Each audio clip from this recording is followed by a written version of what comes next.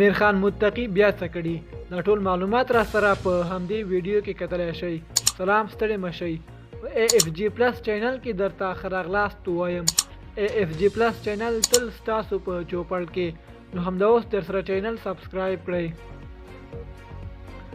د طالبانو د بهرنیو چارو وزارت ویان عبدالقهار بلخي په یو ټویټ کې ویلي د طالبانو د بهرنیو چارو سرپرست امیر خان متقي په دوحه کې د 14 هیوادونو له استازو او سفیرانو سره وکتل.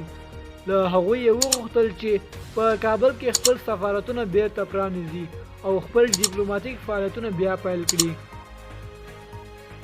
د بلخي په وینا په دې غونډه کې د جرمني، کاناډا، فنلند، نیوزیلند، ایټالیا، جنوبي کوریا، اسپانیا، امریکا، ناروې، سویډن، هالند، استرالیا، بریتانیا او جاپان هیوادونو استازو هم ګډون درلود.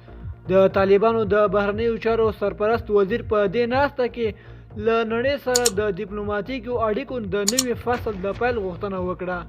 دا مهال په کابل کې د شاوخوا لسو هیوادونو سفارتونه په غیر رسمي توګه فعال دي. د سعودي سفارت هم 2 ورځې وړاندې په کابل کې خپل قونسلګري فعالیت بیا پیل کړو. جاپان ویلي چې د امنیت د ټینګښت په صورت کې په کابل کې د خپل سفارت د پرانیستو لپاره چمتو دی. دوستانو، زموږ د نن ورځې خبر تر همدې ځای وو. د نورو تازه خبرونو لپاره زموږ یوټیوب چینل سره سبسکرایب کړئ. والسلام.